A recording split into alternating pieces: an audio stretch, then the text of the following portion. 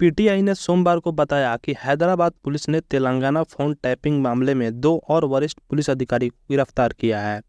यह मामला पिछले साल विधानसभा चुनाव के दौरान मुख्यमंत्री ई रेवंत रेड्डी सहित कई लोगों के फोन कथित तौर पर टैप करने और कुछ कंप्यूटर सिस्टम और आधिकारिक डेटा को नष्ट करने से संबंधित है। नमस्कार, मैं शेखर भारद्वाज। 13 मार्च को विशेष खुफिया ब्यूरो में निलंबित पुलिस उपाधीक्षक डी प्रणीत राव को विशेष खुफिया ब्यूरो के अतिरिक्त पुलिस अधीक्षक डी रमेश द्वारा दायर एक शिकायत पर मामले में गिरफ्तार किया गया था।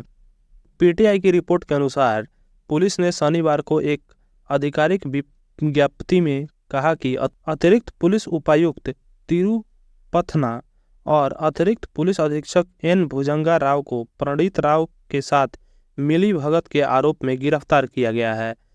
पूछताछ के दौरान दोनों पुलिस अधिकारियों ने रिपोर्ट किए गए अपराधों में अपनी संलिप्तता कबूल की है, जिसमें उनके आधिकारिक पदों का दुरुपयोग करके अपने प्रोफाइल विकसित करके निजी व्यक्तियों पर अवैध रूप से नजर रखने की साजिश भी शामिल है। पहले से गिरफ्तार डी प्रणीत कुमार उर्फ प्रणीत राव डीएसपी निलंबन के तहत और कुछ अन्य व्यक्तियों के साथ मिली भगत से अपनी संलिप्तता को छुपाने के लिए सार्वजनिक संपत्ति को नष्ट करके सबूतों को गायब करने का आरोप लगाया है।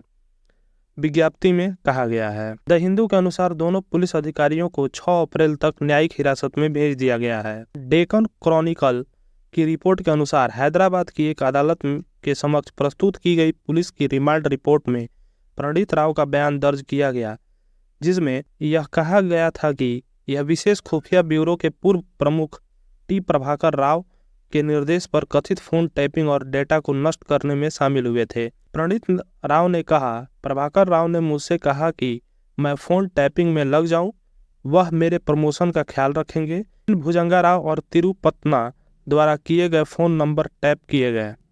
उन्होंने कहा कि विधानसभा चुनाव के दौरान सैकड़ों राजनीतिक नेताओं के फोन टैप किए और विभिन्न दलों द्वारा धन जुटाने की निगरानी की। प्रणीत राव ने कहा कि जिनके फोन टैप किए गए उनमें बिजनेसमैन भी शामिल हैं। उन्होंने यह भी स्वीकार किया कि उन्होंने कटर का उपयोग करके स्नूपिंग डेटा वाले मुख्य उपकरण और हार्ड डिस्क को नष्ट कर दिया। प्रणीत राव ने कहा, हार्ड डिस्क उपकरणों को तोड़ दिया और उन्हें मूसी नदी में फेंक दिया। 2 वार रूम में दस्तावेज जला दिए गए। भुजंगा राव ने कहा कि भारत राष्ट्र समिति के नेताओं द्वारा दिए गए नंबरों को टैप किया गया। रिमांड रिपोर्ट में लिखा है, राधा किशन राव द्वारा प्रणीत राव और तिरुपतना को दिए गए नंबर अग्रेसित किए गए।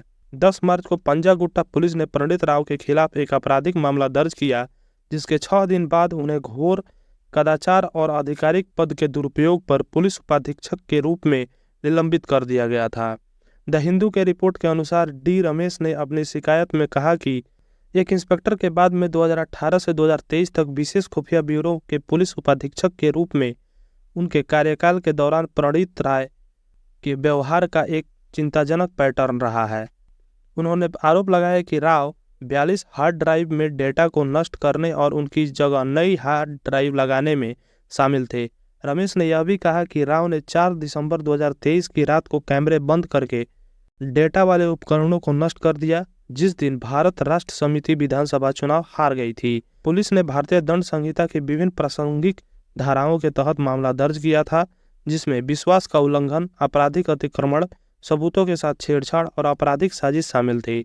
सार्वजनिक रिकॉर्ड विनाश निवारण अधिनियम 1984 और सूचना प्रौद्योगिकी अधिनियम के तहत भी मामले दर्ज किए गए थे।